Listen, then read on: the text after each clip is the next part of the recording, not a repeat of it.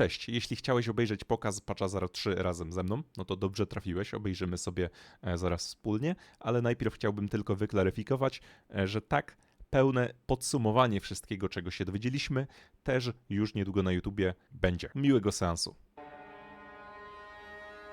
Let's go. Hi, I'm Jonathan Rogers Hello, from Jonathan. Gear Games, and welcome to GGG Live. Today we're going to show you an exclusive reveal of what's coming next for Path of Exile 2. Twitch drops are enabled on today's live stream, so you'll Są be able Twitch to claim dropy u mnie your również, jak Sun Priest coś. Incineration rare. Nic nie musicie wpisywać, są Twitch dropy u mnie, macie jak coś. With that out of the way, let's get started. It's time to give you a teaser of what's coming in Path of Exile 2, the third edict. Trailerek, let's go! KANAŁU! I have called you here to save our people, to save our way. Over the ages, we have known pain like no other, but we endured, and we became mighty. Uuu! Liga typu pływanie. Now, outsiders dishonor our shores, and we have stood by, doing nothing. Hear my voice, ancestors! Show us your strength! Show us the true way! I understand. Trial of the Ancestors?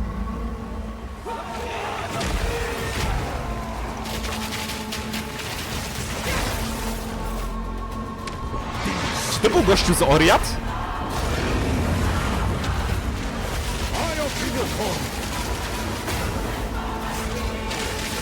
To jest muzyka stoty! To jest muzyka stoty! Czekaj, reklama. Wyłączam ją. Momencik.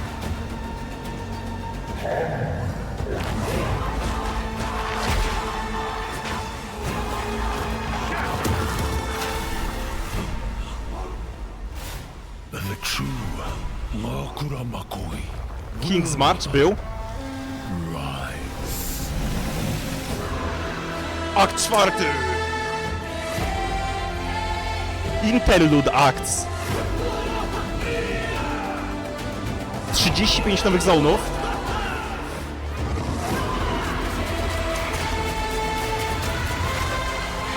Masywny skill rework.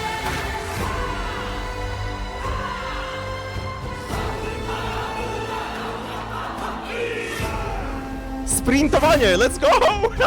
Co jest? Nowy trade system? Co? Co to było? Co za nowy trade system?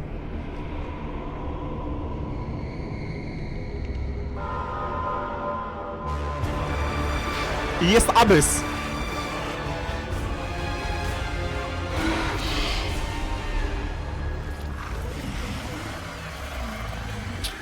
Musiał być Abyss.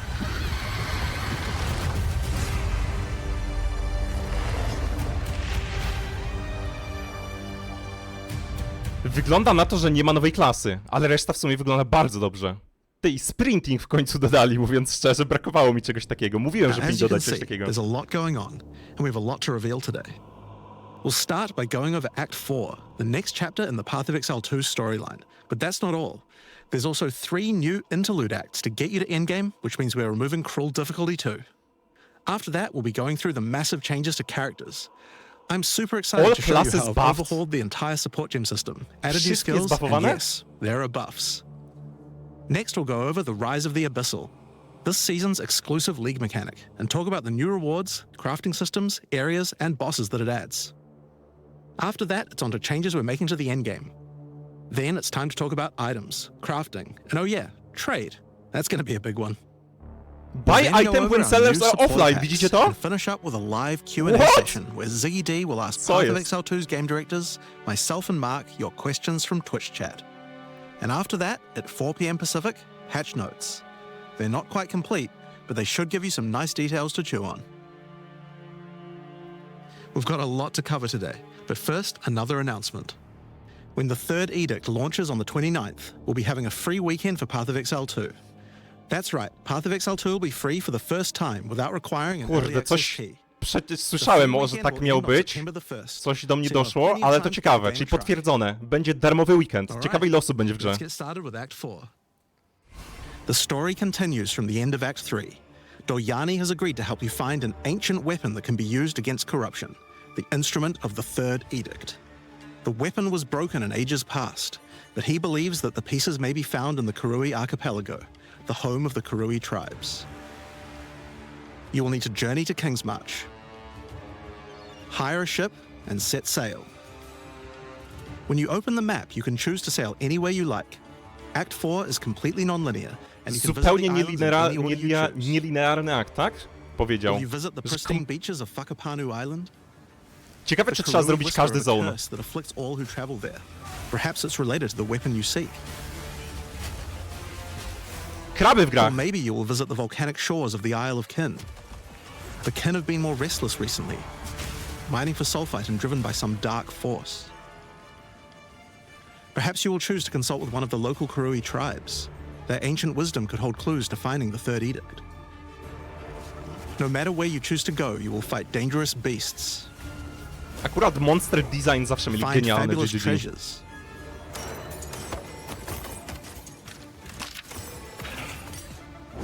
and battle incredible bosses. A challenger! Come, Wukong? seize your soul! Biały Yama. There are 8 islands to discover, each teeming with its own flora and fauna. Act 4 contains over 100 new monster types, 16 new areas, 12 new bosses, and plenty of other interesting encounters. Oho! There's a huge amount to show, but we're not going to spoil too much here. We want to give you a chance to Widzieliście to, co discover ja? it all for yourself. What happens after Act 4? Well, until now you had to repeat the entire campaign again before you could face the endgame. But after adding Act 4, the game is far too long to make you do that. We needed something else to do in between the end of Act 4 and the endgame. So what else could we do? Add 3 new mini-acts, of course, and we're calling them the Interludes. Ciekawy koncept, nie? Interludes are a set of 3 Trzy temporary mini-akty side stories that will dodatkowe. be included in the game until Act 5 is released, that will take you to level 65 where the endgame can begin. The first interlude sends you on a journey back to Ogham. Renly has been leading the efforts to rebuild Ogham village after the defeat of Count Geonor, but there's a new danger afoot. The nearby town of Holton is surrounded by an impenetrable darkness, and each night their corrupted townfolk emerge to raid the local farmlands. You'll discover new areas Czyli to są nowe zony. Ciekawe, czy to są and new bosses. layouty z tak jakby mapek nowych? You'll need to find your way through the darkness, uncover the source of corruption, O, fajnie wygląda ten bosik. Serve our master. and defeat it. Yes, I shall dance! Ty, to co to takie jest napracowankiem, te interludy? And that's just the first interlude. The second interlude will have you return to the Vasteri Desert, where Asala has been given a sacred duty. When the skies align, the gifting of water requires a chosen Sekima to meet with the Selkari, guardians of the sacred water, but they're nowhere to be found. You will need to track down the Selkari, find those responsible for disrupting the gifting, fight Dużo even tego more new wojownika bosses, pokazują. discover the secrets of the ancient ritual, discover new locations, and ultimately help Asala carry out her sacred duty. Now for Interlude 3. Okej. As Royal Thaumaturge of the Vaal, Dolyani had plans within plans to save his people from the cataclysm perpetuated by Atzeri's lust for To jest power. to, co z tego teaserka. One such plan involved wczorajszego. sealing a group of willing Vaal deep in a great mountain vault near the home of the Asmeri, deep enough to survive the cataclysm. Even though thousands of years have passed, he believes that their descendants may still live, and may be key to defeating the beast. The journey up the mountain will Zamknął be chłopów dangerous. w lodówie na 1000 lat. New foes stand in your way. And the further up the mountain you venture, the colder it will become. Explore caves of ice and enter the vault itself. Who can say what you will find within? Lodowego Interludes are poziomu się 6 nie to 7 spodziewałem. areas each and generally include 4 boss fights as well. When you put that together with Act 4, that adds up to 35 new areas in the campaign and 24 new bosses. It's worth making clear that the interludes are temporary. When Act 5 and 6 are added, the interludes will be going away. These are side stories after all. But don't worry, the bosses and areas that make up the interlude are all part of the endgame. We're not just gonna throw them away. Dobra, dla mnie to, że to zrobili te And with that, interludy, you don't need cruel difficulty anymore. trochę sugeruje, że We do know przełożą that it was full a pretty release. big chore to have to Nie play wydaje through się the wam? campaign multiple times on each character. Żeby nie marnowali tak szybko takiej porcji roboty. A slog when playing through again. But we do also have another new feature to address that particular concern as well. So let's talk about sprinting. In 030, when you hold down the dodge roll button, your character will go into a sprint after Brakowało they finish tego. the roll. This is available on all character classes, and there's no limitation on how long you can sprint for. The primary purpose of this feature is to make navigating areas faster when out of combat. Because of that, if you do take a hit while sprinting, you'll fall to the ground. Jezu, na jak długo? The best idea is Oj. to use a skill when you see monsters. To That'll kontrowersyjne break you out of the będzie. sprint so you can engage with no danger. If you do need to run away from monsters, just hold spacebar. You won't be vulnerable during the roll, and you're faster while sprinting than basically any monster in the game, allowing you to retreat from combat. Sprintując jesteś szybszy niż jakikolwiek potwór w grze. Okej, What I like zobaczymy. most about it is that we can accelerate the pace of the game for those who want that without having to compromise on PoE 2's more visceral combat systems. Okay, so that's the new extensions to the campaign, but there's a whole giant league to play through as well. I'll leave that to Mark to talk about later. And that's because what I want to talk about now is the new stuff for your characters. And probably one of the biggest new systems here is with the support gems. Now, support gems are one of the most interesting elements to creating a build. They're what enables so many interesting mechanics and different ways to play. But PoE 2's support gem system has just never been quite right. To One of the prawda. major issues is the limitation of only having one support gem of each type on your character. Konceptualnie mi się to podobało zawsze, ale to nie działa w praktyce. Powerful supports in every skill. The problem with this design, though, is that it's actually working against using multiple skills in your build. If you can only use each support gem on one skill, it means that you're encouraged to go all in on that one ability. And we want to encourage you to combo your abilities, something needed to change. So with that in mind, we've removed the restriction of having one of each support gem per character. You can now use as many copies as you like. This should drastically increase the amount of possible builds and increase the amount of skill diversity. To wyjdzie na dobre, myślę. Myślę, że to There are wyjdzie a na lot of dobre. potential builds that suffered from the previous restriction. For example, a poison build previously couldn't add poison to more than one skill. They couldn't use stacking poison on more than one skill either. This severely limited your ability to combo with anything outside of the specifically designed poison archetype, but now you can. Więcej Many utility kombowanka. skills previously couldn't scale to endgame because the supports that would make them scale were more useful to use on other skills. You would never speed up killing Palm with martial tempo when you would much rather use it on your primary skill instead. There are more examples like this all over the place.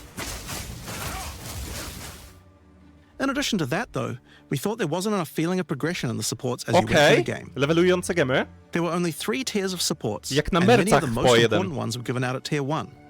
Also, there were no strict upgrades. Tak czułem, meaning that upgrading widząc supports jak to when you wygląda na rounded the mercach w supports PoE required 1. quite a lot of thinking. Myślę, że im się spodobało to, jak to działało na mercach i robią to samo teraz w PoE 2 dla gracza. Spoko. For example, double barrel support gives you an extra bolt, but at the cost of 30% less reload speed. At tier 2, the penalty gets lowered to 20%. But No then to at tier duże. 3, the support gem gets something new. A, It now reloads automatically when you a heavy to stun an dobre, enemy. że nie ma tylko bonusu cyferkowego, In some tylko cases, dodatkowe the highest tiers efekty might work na a little wyższych differently, poziomach. and you'll have to decide Jak if w you like the Awakened upgrade or Gemie. not, depending on your build. To For zajebiste. example, rapid casting. The first couple of levels gives 15, then 20% increased cast speed. But then at tier 3, it changes to a new approach. For each different spell you cast in the last 8 seconds, you get 10% increased cast speed, which could be a pretty big bonus if you use a lot of different spells. So that's pretty good for upgrades through the campaign, but we wanted to add a little more spice to the endgame for supports too. And that's where our new system, lineage supports, comes in. You can think of these like unique items, but for supports. There are supports that are only available at endgame, but they're much more powerful. Okej, jakiś Like nowa Graph is wersja a soul. Awakened gemów. It's an upgraded version of double barrel that reloads your skill as you dodge roll, as well as increasing the number of bolts it can hold. But it does mean that it's the only way you can reload the skill. Że przeładowywujesz Unlike rolując. regular supports, you can't find these through the uncut support gem. Just like unique items, many of these can be found from specific bosses. Aha, i że And there's a możesz... ton in the regular drop pool too. Zasłaniam? Dobra, już odsłaniam. Some of them are fairly rare, No dobra, others fairly common. to nie wiadomo gdzie dać. Some of them are build defining. Others are just straight up power upgrades. Ale pojebane! Treat All in all, enemy there's around monster 40 lineage resistance as supports being added inverted. throughout the endgame, so there's a lot of power to find out there. Now, the new support gems are certainly going to open up a lot of builds, but of course we have a huge range of improvements to individual character classes as well. As well as adding new skills, we had a big focus on buffing existing skills so that they can scale well into the endgame. There's a huge amount to cover here, so we're not going to discuss everything. We're just going to quick fire through some of the coolest changes. We wanted to make cold a more useful element on the Ranger, so we've expanded the cold tools available. Okej, As well as increasing its range, Escape Shot now creates fragments of ice whenever it hits the ground. czyli These boostują fragments explode elementy after a inne niż short time, szok. making the skill better for killing groups of enemies. To dobra zmiana, myślę. But not only that, we added an ice fragment support that creates more of them when killing frozen enemies. Jako miłośnik buildów pod lód i zamrażania przeciwników, jestem za. Pewnie Ignite'a też mocno zbuffują, bo był do dupy. But to take further advantage of the ice fragments, Freezing Salvo has been upgraded to shoot additional cold arrows towards every fragment, giving you a nuke-like ability.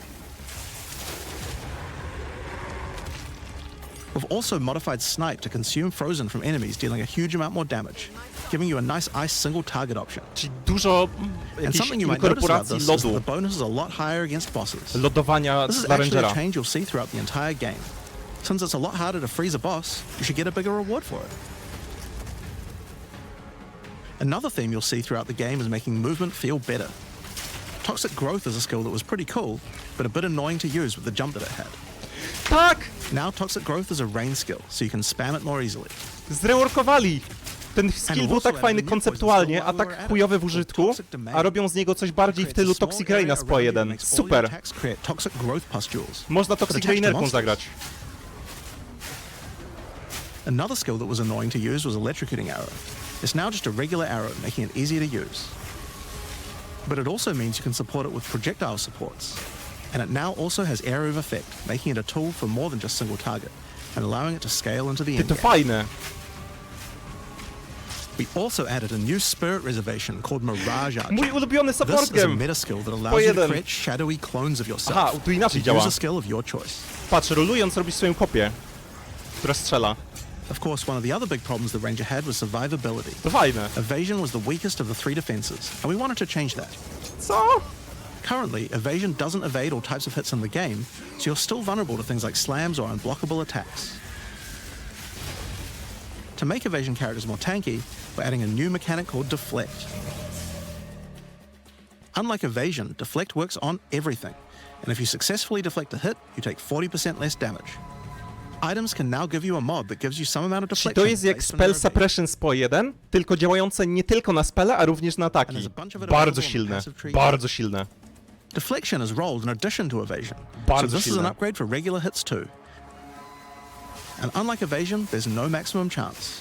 You can reach 100% deflect against all hits if you spec into it enough. Of course, this is a buff that helps all Dex characters, so the Mercenary and the Monk, but especially the Huntress, are seeing big defense boosts from this as well. Może w końcu Huntresska będzie... Speaking of defensive mechanics, Okay. let's talk about block and parry. Okej. Now, one of the big Parowanie. concerns on the release of the Huntress was parry feeling unreliable. One of the big reasons for this is there's a lot of hits that are not blockable, and thus not parryable either. So a huge balance change we're making is that now everything is blockable, except for specifically unblockable red flash skills that bosses use. Okej. To dobra zmiana. Bardzo dobra zmiana. This makes parry much more reliable. And not only that, but to make block and parry nicer to use, you now also move faster than before while using these abilities. Okej. This is a massive buff to passive To block jest as well. zajebiste. Bardzo mi przeszkadzało w Path of Exile 2, że wiele ataków było zupełnie nieintuicyjnych, czy możesz, czy nie możesz je zblokować albo sparować. Fire skills on the warrior To were not była really tragedia cutting według the mnie. mustard. O, So we huge decided we W. need to upgrade a Super. bunch of them, but also add some more as well. Let's start with a buff. Volcanic Fissure now branches into multiple fissures, giving it much more clearing potential. We've also added a new skill called Forge Hammer. This skill throws a Ale molten śmieszne. hammer that does a slam at a distance. You can recall the hammer back by using the skill again if you like. Pora się masz The bawić. cooler thing to do is to use a Warcry near it. Using a Warcry makes the hammer explode, making a bunch of volcanic fissures around. Ciekawe, czy można to z Volcanic fissures retrigger multiprotem. when you slam them. So Hammeradin, it's a great no. skill to make a flaming arena to fight a boss. We also buffed Perfect Strike to have much larger area of effect, and changed Molten Blast to not always force you to move forward. Trust me, it feels a lot better to Okej. use now. Pod to grał The skill Kiosk. now has massively boosted chance to ignite monsters as well. Wygląda dużo lepiej teraz ten Molten Blast. And you're going to want to ignite monsters due to a new glory skill called Ancestral Cry. Ancestral Cry charges up with glory by igniting monsters, invoking King Kaum's favor. After you do, use it to channel Kaum's ancestral power. Every ty, attack will fajnie be to wygląda. ancestrally boosted with fire. Wyglądało jakby ten Your very slam tam się steps will rzucił explode, z triggering 10 razy. volcanic fissures, and molten balls will erupt from your attacks. Warrior shield skills were another area we wanted to improve. Now that we've got sprint, we actually don't need to have a cooldown on shield charge anymore. And now also does more damage the further away you are when you use it. Nadal wolę shield charge akurat z Shield jedynki. wall got significantly upgraded AoE. Also, you can shield charge right through it to trigger all the walls. We also added a new shield war cry. Fortifying Cry gives you a defensive buff, but it also builds up charge on your shield that empowers your other shield skills. And Magma Barrier now doesn't require timing in order to use. Just wait for your shield to charge up and block. Czyli uproszczenie niektórych skilli, żeby kombowanie było prostsze. Szczerze, Seismic dla mnie Cry spoko, now bo stuns mnie enemies that are przerastało primed to to stun. czasami. Jestem prostym graczem. And we changed the PoE. Sunder interaction with Armor Break. It now also gives a Sundered Armor debuff that makes enemies take 40% extra physical damage. Great for bosses. Ancestral Warrior Totem's undergone some pretty significant changes too. We wanted the skill to feel more like using an ultimate. That summoning an ancestor to fight for you was a big deal.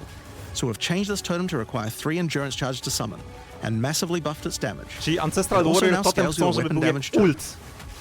Ciężko go użyć, musisz zużyć charge, Since there's ale no limit wali giga anymore, bomby. if you build around generating endurance charges, you can summon an entire forest of totems.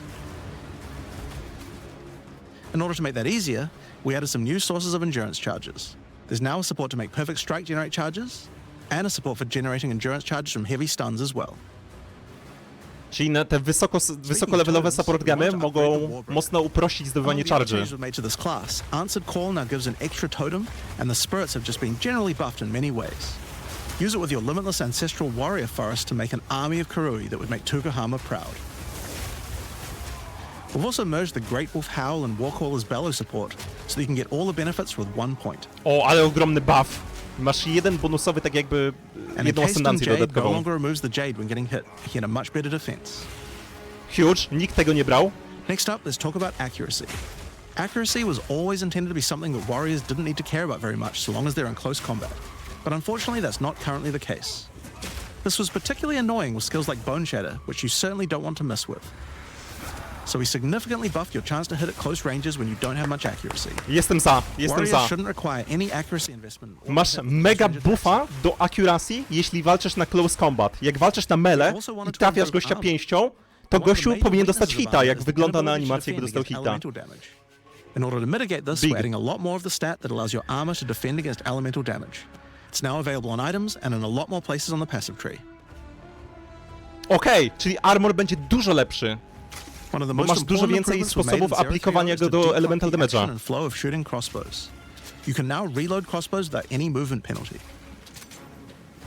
But not only that, all skills that can be used while moving now slow you for a shorter amount of time. This change benefits everyone, not just crossbow skills. With both of these changes put together, the run and gun playstyle feels much better.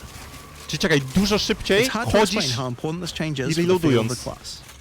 To wygląda The Mercenary is smooth, also nie? a good chance to talk about how we're rebalancing to make Tym comboing najemnikiem. skills much better. Take Shock, for example. It buffs damage and lasts 4 seconds right now, but that isn't really giving you enough time to take advantage of it. If you're going to add a lightning skill into a build that Dobra. otherwise wouldn't use one, To you jest need to make mechanics like this much zajebiste na build, którym ja grałem pod kuszę. Że nakładasz szoka, a potem wykorzystujesz to, And skills like nie pamiętam, jak się Plasma nazywał ten Blast, which are skill. intended to be good at shocking enemies, Ale now pod increase the kuszę damage masz bonus by a lot more. genialny skill, który działa find tylko, changes gdy like this przeciwnik all jest around the szokowany, a teraz to będzie trwać dużo dłużej. Chill now Nie lasts będzie 8 takie seconds, giving you upierdliwe more do variance with używania. even cold damage. Freezing skills are better at freezing. Burning skills need to cause burns that last longer. But making skills like Permafrost Bolts and Incendiary Shot double down on how they're supposed to be Czyli used dużo makes łatwiej using them in your build alongside o other Shock Burst skills Rounds much mi more chodzi. likely. Tak, Shock Burst Rounds. Taki We're also fajny making skill, sure a to taki buff specific upierdliwy. combos too. Teraz to Freeze się będzie fajnie explosions from używało. frag rounds now chain to nearby enemies. Ty, co to za chain And był? using high velocity rounds with armor break will now fragment the opponent's armor. This causes monsters to take a portion of high velocity rounds damage with every subsequent hit, even tiny pellets. So that means following it with a shotgun blast is way more effective. Now there's a lot more buffs to crossbow skills, but for now I'm just going to talk about the new one we added. The Race Mortar Cannon Cannon. Totem? This one lets you socket any grenade skill, And using it will Stawiasz se summon a działo cannon which normalnie. loads and then fires the grenade you choose. A to śmieszne. W pirata się zmieniasz. Another XD. issue on the mercenary were banners. They were just not very good, so we're doing a big Granatnik, upgrade to działo. them. They now last longer, don't disappear when moving out of them, and we removed the Valor mechanic. They now just give a much more consistent and stronger buff, and you can use them when you get enough glory. On which, one of the main focuses was making various minion types more useful to use together. Melee minions in particular were just not that great compared to ranged ones. Okej, chcą, As a żebyś starting point, we just straight up removed the miksował różne requirement typy for minions minionów. to have accuracy. Attack minions now always hit, which makes them way better. Miniony zawsze hitują? Brutes got some good numeric buffs, but we also added a new command skill where they do a war Wiecie, cry co to było intimidate zarówno w enemies PoE1 i w PoE2 and od detonate zawsze any frozen idiotyczne? monsters and allies around you in a big Miniony cold potrzebowały accuracy, ale nie mogłeś bezpośrednio sprawdzić ich accuracy. To było tak kurwa głupie i idiotyczne. Teraz miniony po prostu zawsze hitują. Dla mnie jako sporadycznego minioniarza huge, bo nie muszę tego, nie wiem, pobować, bawić się, kombinować, liczyć stary na kalkulatorze, szukać w internecie, ile bazowo ma jakiś minion accuracy. dead skeletons, allowing you to summon the minions more easily in boss fights. And they also got a new jump ability, allowing them to get into combat faster. Okej, czyli na przykład minionki mają różne Raised blitki Spectre was nowe. also feeling pretty weak for the spirit cost they have. To be honest, we were a little afraid of these when we first balanced them. We've both decreased the spirit cost for a large range of monsters, and have significantly increased Spectre damage too. They should feel a lot more impactful. Lepsze spektry. There's also a lot of new spellcaster weapons with newer cult skills. But I'll just talk about one of them that I thought was particularly cool. The Reaping Staff is actually a wicked scythe that gives you a new ability called Reap. When an enemy is low in life, you can dash forward and rake enemies with the scythe to cull them Okay. instantly, healing you. It can also inflict critical weakness on enemies too. Now, there's a lot of balance changes in the Witcher's Ascendancy classes, but I'll just talk about two of them for now. Abilitka z On the Blood PoE1. Mage, you were previously required to spend your first points on Sangomancy, which really was supposed to be the downside for being able to access the powerful abilities on the rest of the class. In order to make picking the Blood Mage a better early option, we've made Sangomancy free, unlocking the power of the rest of the class immediately. On the Aha! Infernalists, the demon form wasn't something people were really using because you lost your weapon stats while transformed. Well, you no longer do, so it's a much better option now. Ogromny buff dla On Infernalistki i the monk, the wind Sanguimancerki. skills needed a big upgrade for sure. Staggering Palm can now stack up its duration if you use the skill multiple times in a row, so you can keep the effect of all your skills throwing up wind much more easily. Wind Blast had the purpose of building up to dazing an enemy, but dazing just wasn't worth all that effort. Now it just dazes on hit, meaning a single Wind Blast will make all your skills stun enemies more easily. Co to same buffy? Będą? Serio? Following up with Vaulting Impact on a dazed enemy previously did a bunch of stun. Now it allows you to break your enemy's stance. When their stance is broken, following up with a fast attack will do way more damage. A cool build that certain people always enjoyed in PoE 1 was hand-to-hand combat, but until now we just didn't have a real way to make it viable. Well, that changes now. The monk, as a true martial artist, now has the ability to learn the Hollow Palm Aha, technique, nowa notka. a keystone that lets you use all quarterstaff skills while unarmed. All quarterstaff attacks now have a special unarmed version, Co and ty you get further gadasz? bonuses to all your attacks from stacking Energy Shield and Evasion on your character. Mnicha, co bije bez kielicha. A new Będzie można keystone we robić also bez- added bez to the monk pały. section of the tree is Walker of the Wilds. This changes Mana Leech to work with elemental damage Ale instead of fajnie physical, wygląda. which is pretty useful for all those elemental attacks the monk has, but it works well for the ranger too. Ej, wygląda super. Pod Now, one kątem of the least animacji. used Ascendancy class in the game is the Acolyte of Chayula, Ej, co jest? Halo! so we knew we needed to make some changes here. One of the key things we had to do was make the chaos damage that the Acolyte can do much more useful. So we've added a new skill, allowing chaos damage to ignite, shock, chill, and freeze, embracing the elemental prowess of the monk in a truly chaotic To fashion. bardzo silne. Zbufowane In addition, he elementy. can make all of his chaos damage leech. And we've buffed into the breach and embraced the darkness by moving the effects of the 4-point nodes into the base skills. Wiecie, co wydaje mi się może He być also gains a fajne? new notable, Grasp of the Void, which leaves void illusions behind you as you dodge roll. If they're killed, they do massive explosions of darkness, dealing damage to everything in sight. Poka. Ej, zajebiście to wygląda. Now Fajny let's talk about PoE. sorceress skills. One of the things we wanted to improve on the Sorc is the ability to use multiple elements together more effectively. Now, this might seem small, but one of the things pushing you towards using a single element is debuffs like elemental curses, which lower resistances of a single element. In order to fix that, we're making quite a lot of game-wide changes to these kinds of mechanics to broaden what they apply to. So for example, there's no longer 3 curses for fire, ice, and lightning. Instead, there's just a single curse that buffs all 3 at the same time. Okej, uproszczenie cursów. And things like Frostbomb, which gave you cold exposure, now give elemental exposure. You can use it to buff any of your other skills. We also wanted to make switching between different weapon sets smoother, so you can use different elemental staves more effectively. To do that, we've removed the weapon switch time, and now happens instantly. Podoba mi się koncept, że chcą, żebyś bardziej mieszał elementy potencjalnie. Na przykład grając Stormweaverką na to liczyłem, że będę takim multi-elementalowym czy koleżanką. Certain skills can now drop elemental infusions. For example, when a Frostbomb explodes, it leaves behind a cold infusion on the ground. Okej. After picking it up, you can spend it on one of any number of different skills to transform how they work. Spark will create a nova of cold-infused projectiles. Co jest? Zdobywasz infuzje, które modyfikują ci skille. Ice Nova will leave a chilled area on the ground. Okej. And we also added a new low-level skill that fires ice shards. Use it with cold infusion though, and the ice shards will explode. Fajne. Orb of Storms now generates lightning infusions when you cast enough spells near it. And that's all spells, by the way, not just lightning. Once you have one, you could cast a lightning flame wall, which adds both fire and lightning damage to all the projectiles that pass through it. Lightningowy flame wall na przykład, Or power up zinfuzowany. Flood with lightning, Ciekawe, czy which will koldowy generate możesz arcs zrobić. to nearby enemies as each fireball hits. Or maybe go lightning on lightning with arc. This skill is now a projectile, and by infusing it, you can go full Palpatine. Ej, super to Get fire wygląda. infusions by blowing up monsters with living bomb. Then use them with Comet to summon a giant fire meteor from the sky. Or use it with Firestorm, which transforms it from a small area into a much bigger one. Firestorm is unique in that it can be infused by multiple different elements at the same time. Add an ice infusion to rain down ice at the same time as the fire. Tak sobie wyobrażałem Sorkę rok temu, jak zaczynaliśmy. Znaczy rok temu, w grudniu. To chciałem. Or use it with all Mam nadzieję, że to three się to sprawdzi, generate bo a wygląda strong bardzo dobrze na papierze. Znaczy na papierze, no na tym teaserze, Cold trailerze. Snap has been simply turned into Snap. Previously, you could use it to shatter ice, but now it works to detonate all of the different elemental ailments and make them leave papierze. behind infusions. And just like how you could previously use it on Frostbolt, you can now also use it on Orb of Storms and Solar Orb to detonate those as well, which means you can create many infusions at once. We also have a Spirit Reservation skill and a support gem to help generate them too. On the passive tree, we've added quite a few new keystones to the Sorceress section. Okej, Here nowe are a couple of keystony. examples. The Black Flame Covenant keystone converts your fire spells to chaos and causes your ignites to deal chaos damage. Jest pierścień, tak, który to robi w PoE1. Your fire spells and ignites will also turn purple. O! Zmiana wizualna! Zajebiście The wygląda. Ritual Cadence keystone causes your invocation skills to trigger more times. It makes them trigger periodically over a longer duration instead of one. Great for those auto-bomber builds. Fioletowe spele.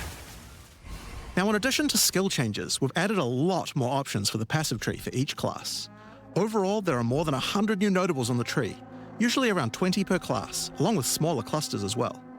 Check out the old version, and here's the new version. It's a lot more dense, and there's more interesting Dobrze. nodes than before. Na to narzekałem, że Now, we jest probably za małe can't go through zagęszczenie. too many of these on Dawać mi to. livestream, so I'll just show you one from each class's area of the tree. W końcu We coś się tried dzieje to na be tym a lot more drzewku. thematic with the new nodes. So for example, the Molten One's Gift. It lets the benefit of Armor Break apply to your fire damage. Or how about Last Stand, which gives you lots of stats as your situation becomes more and more desperate. A lot of these have themes aligning with ascendancy classes. Like for the Gemling Legionnaire, for example. You have crystallized immunities, which makes you immune to different Fajne, status podoba mi się elements to. depending on which Zajebista notka. support gem color you have socketed the most. Fajny anoint w ogóle na przykład. Immune Another to shock. ascendancy class align notable is Sanguimatic Rituals. It allows arcane surges to generate life instead of mana, unlocking that support gem to be used with the Blood Mage Ascendancy. In the Sork area, you'll find these Archon nodes that allow you to convert all of your elemental damage to a specific element. You become a Lightning Archon when you spend enough mana, after which all your skills will be converted to lightning, and you will do extra lightning damage as well. Ale We pojebane. have ones for cold and fire too, with different triggers. To w takie Here's another faktycznie cool one. tematyczne notki, Elemental ciekawe. Practitioner gives crit Z bonuses if you napracowankiem. triggered a skill recently, while also making crits generate more energy for triggers. Or maybe you'd like the Great Boar. It gives you a reason to stack dexterity to make you tougher, giving a bonus to life and stun threshold. Tego brakuje w PoE. Znaczy... Or the Cunning Fox. Generalnie deck stacker zawsze był najgorszym ze stackerów, bo nie dawał defa. Now, another major change is attribute requirements. We felt like players probably had a few too many nodes and attributes and not enough in interesting passives. So we lowered attribute requirements by 25% across the board. Czy That wszystkim means you'll have gemom? more points to spend on interesting notables rather than just needing to allocate. Czy on more powiedział, że strength to wszystkim decks. gemom obniżają? Now, there are way more changes than just these. These are just some of the cooler ones we wanted to show off. Brakowało mi But tego. I'd say that's just about enough for now. We're not even half done yet. Nie So I jesteśmy think nawet it's w time połowie? to talk about the League. Co ty The gadasz? Rise of the Abyssal. And to do that, I'd like to hand things over to Mark. As you just saw, even though there are major changes to the campaign for this update, we want to make sure that every time you come back for an expansion, each area feels different with something extra going on. It is really important to make sure your experience when returning between expansions is fresh and filled with new content. And the way we did this was through leagues.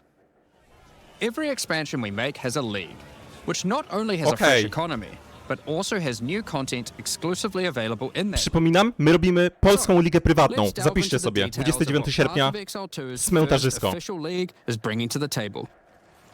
The Abyssal are a race that have mastery of forbidden magics and necromancy. They were thought to be extinct, but have merely been biding their time underground. You first encounter signs of the Abyssal in SC. Clearfell, where you discover that during the night, weaker members of the Undead Legion have been attacking the encampment. The townsfolk require your help to investigate where the monsters are coming from and put a stop to their attacks. Out there, Mortimer, ancient creatures. to może będzie też Richard. Richard i Mortimer. As you proceed through Rayclast, you'll find fissures in the earth connected to larger pits. The monsters normally inhabiting the area are being affected by it, harmed by it even, having their souls eaten to strengthen the abyssal underground. As you defeat the monsters, the fissure closes and abyssal emerge, angered by you killing their food. Once all those fissures have been sealed, the pit activates, and more abyssal pour out. This is where the larger and more dangerous monsters reveal themselves, as hordes of abyssal spew out from the pit to take your soul. Czyli to samo co w PoE 1, ale ładniejsze, tak jakby. If you kill a magic pack, then magic abyssal arise. If you kill a rare, then a rare monster will emerge from the pit, having absorbed some or all of its modifiers for itself. This means the monsters emerging will generally be more No difficult super ta dziura and wygląda. more rewarding, as each modifier gives better rewards. If you are able to kill them all, the pit will seal shut. A As będą each pit Stygian is Weisse? closed, it reveals a potential reward. Abyssal troves will rise up out of the pits, allowing you to get some epic loot. Gnawe Drib. Areas often contain many pits, with many fissures, and the amount goes up as you progress through the game, getting more intense. It doesn't stop there. When monster mods are absorbed, they have a chance to become infused with the dark necromancy, transforming them into abyssal modifiers. Ty, a co on ma? Trinity? Widzicie For tutaj? example, Lewo góra, You zobaczcie. defeat this monster with the Mana Siphoner modifier. Their soul is eaten by the pit, and a rare monster emerges. The Mana Siphoner modifier has transformed into Soul Siphoner, and is now amplified in danger and reward. Abyssal pits also interact with other monsters and mechanics. If you defeat a rogue exile that's near one, it'll be revived as a Lichborn that has multiple abyssal modifiers. Okej, Lichborn exiles even have their own unique jewel they can drop, if you are lucky enough to encounter and kill them. a to ciekawe. If an Bufuje tak abyss jakby spawns near a pobliskie boss, mechaniki i mopki. killing it will summon a gigantic Giga Larvae creature. Co jest? Monsters imprisoned in essences near abyssal pits are affected by the abyss too. They will Fajne. come with an additional new essence item that can be used to craft your items. So, that's your bread and butter of the Abyssal League. Kill surface-dwelling monsters, kill the emerging Abyssal, close the fissures, overcome pit encounters, and reap the rewards. To fajniejsze niż w jedynce w There's a sumie. lot more to this league, Upgrade. however.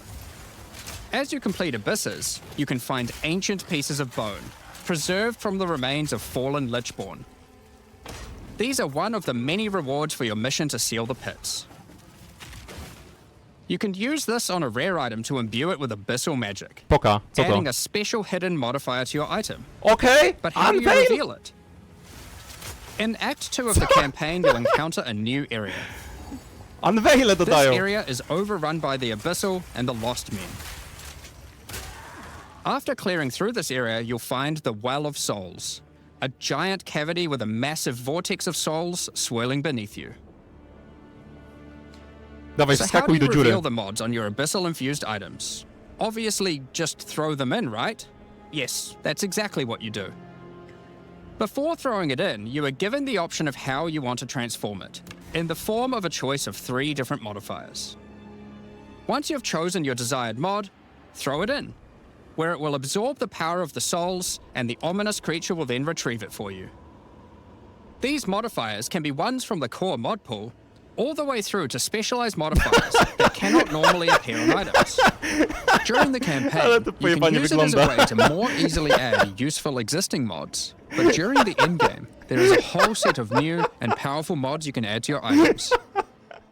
Like this mod for crossbows that allows you to place an additional ballista totem. Or this one that adds spirit to your staff. Okej, czyli niektóre będą Or ciekawsze. this one that allows you to generate more combo with your quarterstaff skills. And speaking of endgame, you can also use the system to craft waystones. O, do kraftowania mapek. With a preserved vertebrae fused into your waystones, you can get some new modifiers that Poka. push difficulty and rewards to new heights. Here are some examples of those mods. You always get a choice of 3, so you can avoid anything you don't think your character is capable Ale of. gówno trochę. Solitaire. With this Ale więcej modifier, rerek, the no. natural inhabitants of the area are all spawned near abysses. And there are up to 9 additional abyssal pits in the area, making it just a full-on abyss ruckus. A to śmieszne. Mapka, gdzie masz po prostu miliard Or abyssów. this one, which causes the final abyssal pit in the area to always result in a boss encounter, be it either one underground or one that emerges out. There are dozens of these waystone modifiers in total you can get from this Czyli crafting. mocny juicing. That Sokowanie. covers the new crafting mechanic. So what's left? Well, we talked about how when closing pits, you can get abyssal troves. But sometimes when closing an abyss, you'll reveal an underground cavern Oho. that leads to the abyssal depths. Wskakuje do dziury? Tak! Dobra. After jumping into the depths, you'll find an abyssal city, Portal taki swarming chciałem with nie legions powiedzieć, of the undead. że powinni zrobić, że wskakujesz do dziury. When underground, every single rare abyssal enemy will have an abyssal modifier. Cieszę się, że te And animacje at the zrobili. end of the dungeon, you'll even find a rare with a more powerful Lichborn modifier. Once you're able to defeat this powerful rare, you can also find some nice rewards. Greater Orb of Aside from Augmentation? the entire area being valuable Co to jest? due to the abyssal modifiers on the monsters, it has its own specific drops too. One example is a set of lineage supports that can rarely be found in these depths, like Kurgel's Leash. This support empowers both you and your minions when you command them, granting unholy might to you both. Gdy rozkazujesz minionom, to dostajecie pojebane buffy. Okej. Another depth-specific outcome is a set of omen-like items that amplify your abyssal crafting. O, to fajne. Additionally, we're adding some new socketables that can drop from the abyssal depths. Take Ullaman's Gaze, which can be socketed into your armor. These are a bit special in that you can only have one equipped at accuracy a time, stacking. but give some pretty powerful effects.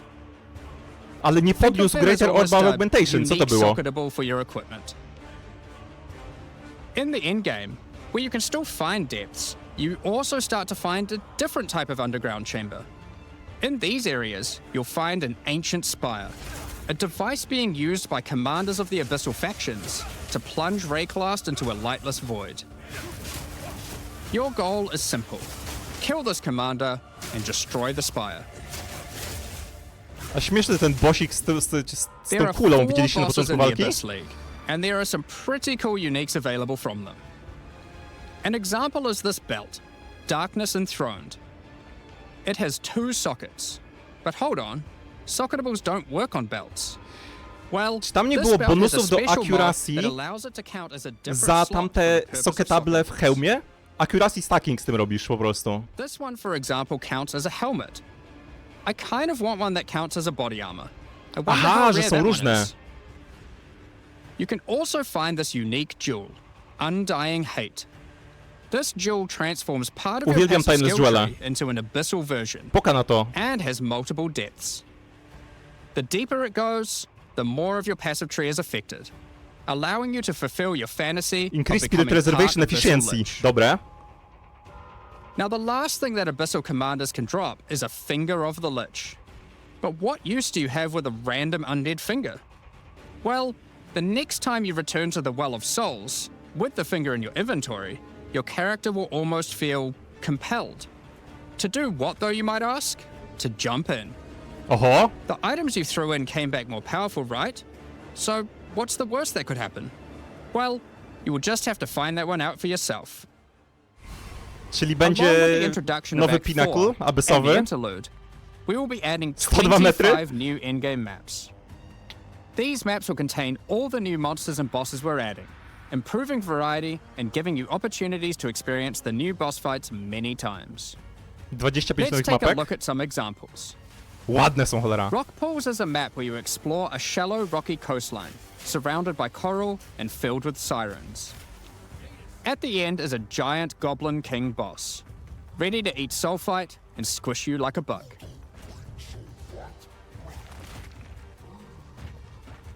Holton is an Ezomite township which has seen better days. Explore and clear the township to find a gothic, reaper-like boss, with the ability to manipulate storms and fry you with both Literalnie lightning sanctum. and wither you with chaos. Given some of the new bosses added are a bit more epic, such as the Act boss Oh. and final bosses of each interlude part, it would be a bit of a waste to just use them as regular map bosses. Instead, we'll be adding some new mechanics to the Atlas that use them.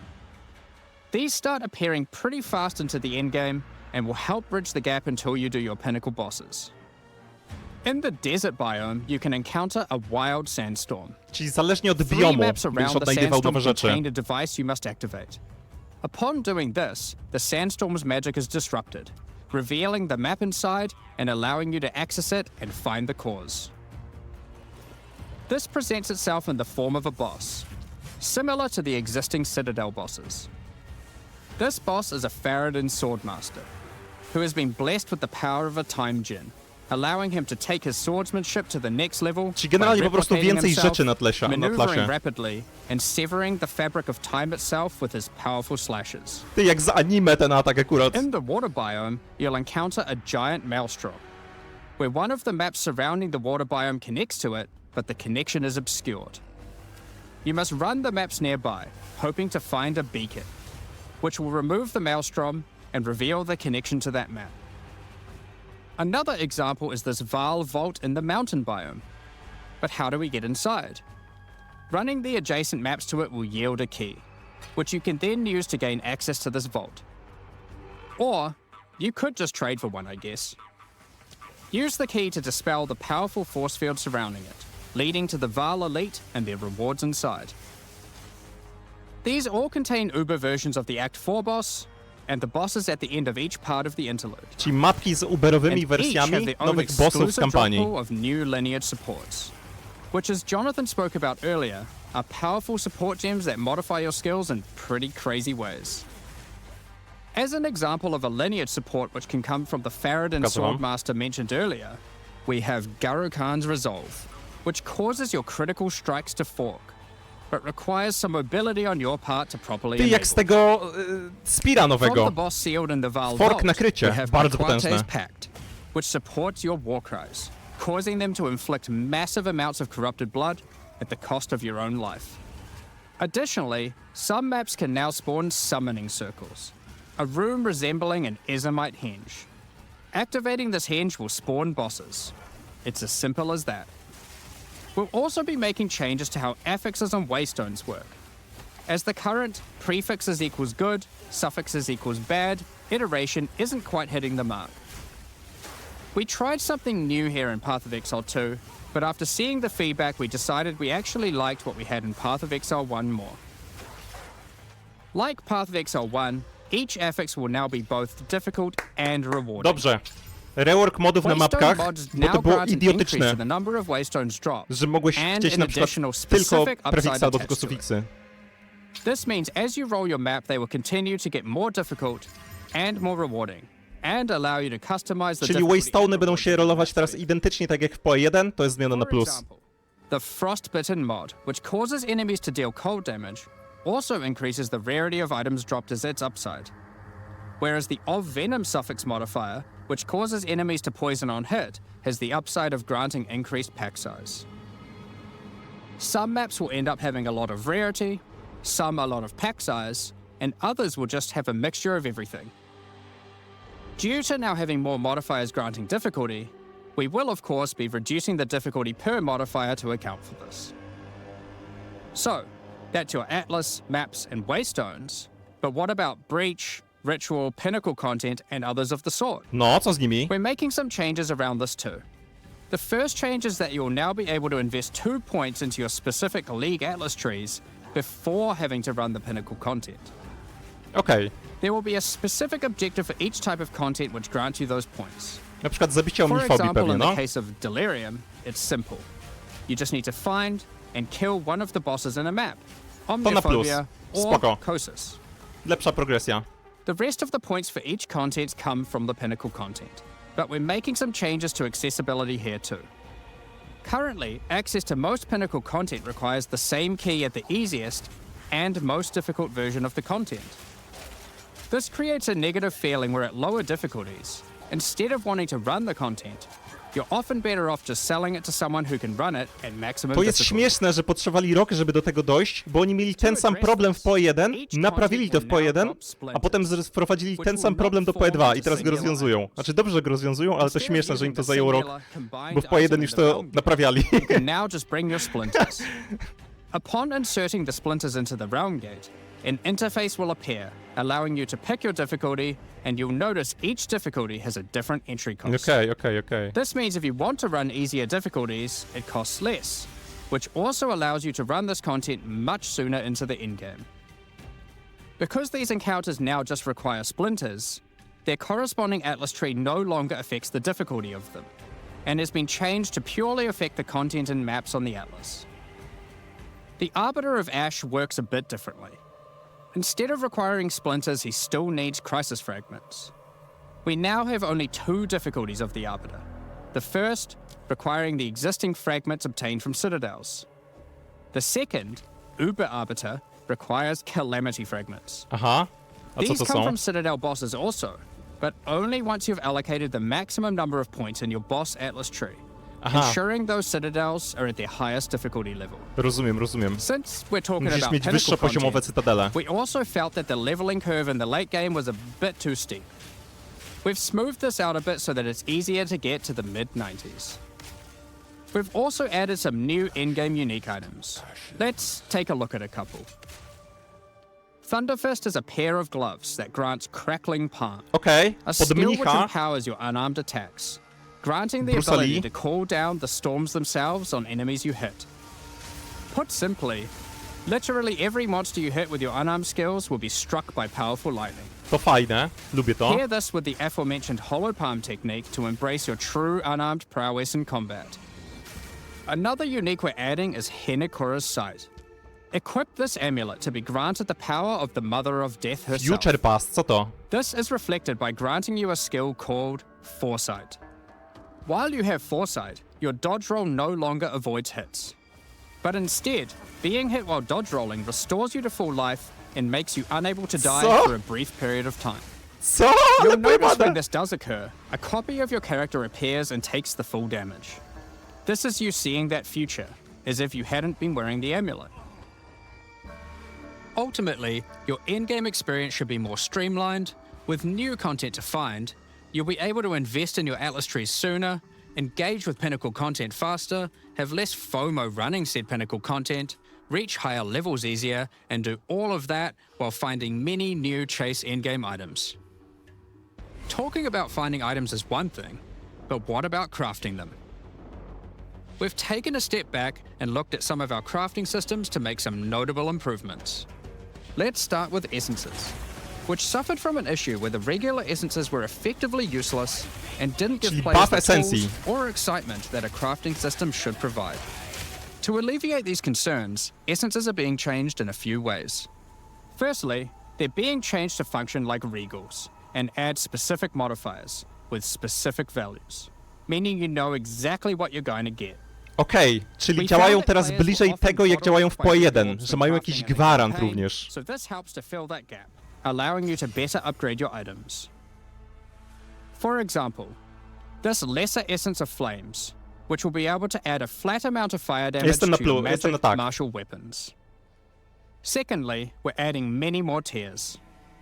That lesser essence of flames, for example, has a regular variant and a greater variant too, adding even more fire damage with each upgrade. The intention of this is so that when you find one early on, you don't worry about holding on to it till later to use on a higher level item. You should feel free to use them as they come to get powerful upgrades during the campaign. Lastly, our highest tier of essences, now called Perfect Essences, will function like a Chaos Orb instead of a Regal. So it will replace one of the modifiers on your rare items with the specified mod. Such Ale to as ciekawe, this że to Perfect tylko na Essence brońki of będzie Flame. działać? You'll notice this one doesn't just add flat fire damage like the ones before it. The perfect essences often give something a bit different, with some opportunities to be pretty damn powerful. There are many different essences, each with many tiers, covering many of the more core modifiers you'd want on items early on, through to chase specialized ones for endgame. Speaking of endgame, we really wanted to expand our crafting options for late endgame crafting projects. You might have noticed that at endgame, you get way too many transmutes. Wouldn't it be nice if some of those didn't drop, A but może by- instead you got something a little more Oni powerful? wcześniej pokazali Greater Orby. At higher O, levels, o! you can now find So- Greater Orb of Transmutation and Perfect Orb of Transmutation. These can be used on normal items to upgrade them to magic, ensuring that the modifier generated is of a minimum level. Aha! This is similar to how you find higher tier items on the ground. But Masz for crafting, gwarant wyższego tieru. these higher tiers will also exist for Orb of Augmentation, Regal Orb, To dobre. Exalted Orb, and Chaos Orb, meaning you can get all of the orbs required to take your item from normal Taki rarity to a semi-determinizm, no? fully completed rare with guaranteed high tier mods. On top of these new core crafting currencies, we wanted to make sure there are powerful crafting bases to use them on. Now in endgame, you can start to find exceptional items. These are items that drop at normal rarity and are perfect for your from-scratch crafting projects. They can come with extra quality, up to 30%, or an additional socket to use your crafting socketables in. Aha! And yes, they can be corrupted for yet another socket. You can To also ciekawe get rozwiązanie. exceptional unique items. Typowo pod bazy. To add even further to your crafting arsenal, we've added a whole suite of new omens to ritual content, and removed some of the more unimpactful ones that weren't being used. Some of the new omens include the Omen of the Ancients, which will cause your next Orb of Chance to not destroy the item, but generate a random unique of the same class. Or the Omen of Sanctification, which is my new favorite. Co to jest? Sanctify. This will cause your next Divine Orb used on a rare item to re-roll the values of its modifiers, allowing it to exceed the normal minimum Aha. and maximum values, raising the ceiling on the new most powerful rare items in the game. Że mogą przejść powyżej This omen will 100%. also cause your item to rolki. become sanctified. Sanctified items cannot be crafted, just like corrupted ones, so consider carefully when you use this. Another is the Omen of Chaotic Monsters, which will cause your next Chaos Orb to reroll all modifiers on a Waystone, allowing you to fix your maps if you get some modifiers Pod that are density not wszystko. feasible for your build. Besides these examples, there is a huge variety of new omens for you to discover in your ritual encounters. With the release of Act 4, notably taking place in the Karori Archipelago, you'll be able to now find a new currency item, Henikora's Lock. Henikora, the Karori goddess of death, has the power of foresight and is able to see many futures, including the outcome of your next craft. Z jedyneczki So, orb. imbuing her lock onto an item gives you that same power too. For example, you'll know whether or not to use an exalted orb on your item, as you will know exactly what the outcome is. So, with all these new crafting improvements, it's safe to say you're going to be making some epic items, and not necessarily just ones for yourself. So given that, it's time to talk about a massive one. Dobra, to mnie ciekawi. Co zrobią z trade'em? Pokaż mi It's to. finally here. The moment we've all been waiting for. Fully asynchronous trade.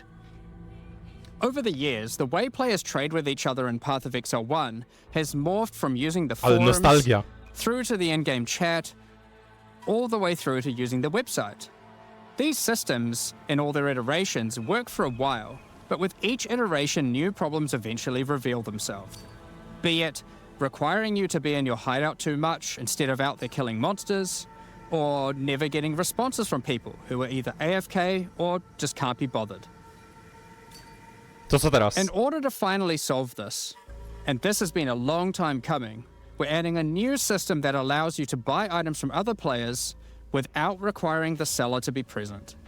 They can continue farming, killing monsters, AFK as they please, and can even be offline.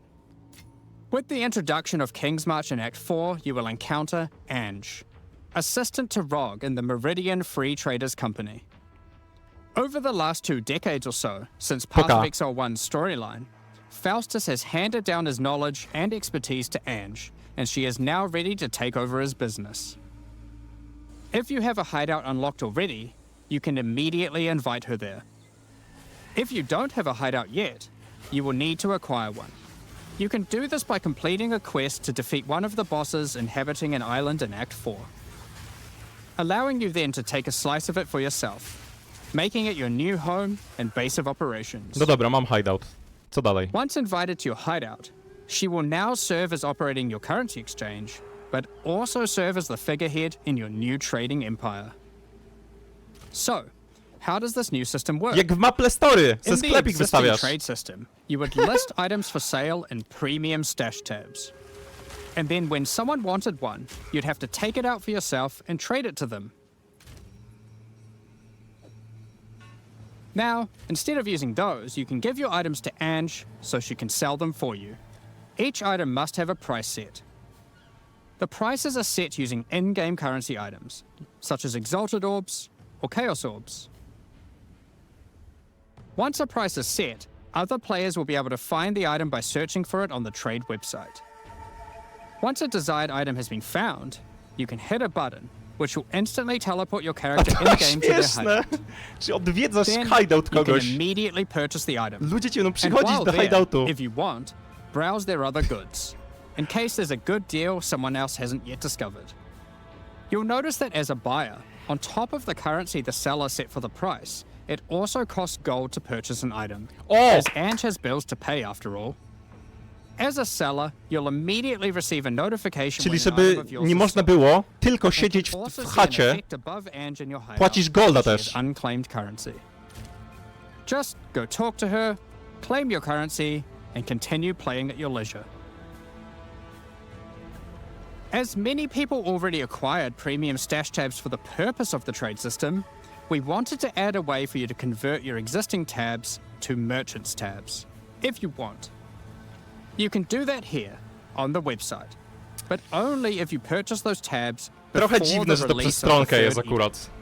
To To powinno być w clarify, grze. the existing trade system will remain fully intact, so your premium stash tabs will not lose any of their functionality. We just figured people might want to switch over to this new system. We expect a lot of feedback around this new system and are looking forward to trying it out with you. As we are not able to test internally with an entire, thriving economy, there will certainly be some kinks to work out. Based on how the system goes, we will be adding it to Path of Exile 1 when ready, so any of the tabs you purchase will also be usable there later. Next up, we're going to be talking about our new supporter packs. Today, we're launching 2 new series To of supporter najważniejsze, packs, skiny. the Justice and Trathan Executioner packs. Each tier contains the pack's full face value in points, alongside several exclusive microtransactions. Ten gladiator taki fajny, As w always, sumie, the podoba mi się. microtransactions in these packs are purely cosmetic and do not affect your character's power or progression in any way. The Justice series of supporter packs contains 6 Czy to exclusive jest skin do merchanta microtransactions. pewnie? To jest pewnie skin do merchanta. Claim glory after defeating enemies, or inspire your allies by calling down the Banner of Justice portal. The Sphinx Mystic hideout decoration will identify items for you, A nie. displaying them as it does so. This ancient creature has been presented with many items over the eons, A to śmieszne. so has some Identyfikuje ci te strong masy. expressions to make on the quality of your wares. Become a true warrior, worthy of delivering the justice of the eternal gods with the Apostle of Justice armor set. Ten supporter pack This chyba armor sedupne. set also comes Ładny with a jest. matching back attachment containing a set of scales to measure your worth. With the Apostle of Justice finisher effect equipped, the Goddess of Justice herself will appear to decide on a verdict for slain unique enemies. Mam nadzieję, że będzie można to wyłączyć. Witness Nie as lubię she finisher decides the efektów. fate of your slain foes. Will they ascend to be amongst the gods or be banished to the underworld? The Griffin fledgling pet will be your courageous companion as you journey throughout Rayclast. No. Jakiś śmieszny. Take your place in the skies and the plateau of the gods' Ty, hideout. dobra, hideout śliczny. This hideout Wait. comes with many different sections for setting up your home. or Dobra, base of hideout wygląda operations. zajebiście. In Tajta tylko order jest to 2? travel between them, Bez kitu. you simply just need to walk off the edge. Co? Like a true eternal god, you can float Co tu się, between the kurwa, mountains dzieje? on the clouds themselves. The Trathan Executioner pack series also contains 6 exclusive microtransactions. The Trathan Executioner finisher effect is Dobra, a mój brutal nowy hideout. display of Trathan might, crushing slain unique enemies as if they were bugs beneath your heel. As a Trathan Executioner, you're the perfect master for the ever-hungry carrion raptor pet. It has Sex taken a exclusive? particular liking to the taste of other pets, and at your command it will swoop down and eviscerate them, Co? proceeding to satisfy its hunger by Ale feeding on chore their gówno, corpse. czekaj. Twój pet? The nobles of the Zjada 4 major pety innych Trathan graczy? houses had their mercenaries, but if their hired hands became notably irritating, they'd have to call in the Trathan Executioners. You can now embrace their methods and become brutality incarnate with the Cruel Trathan Executioner armor set.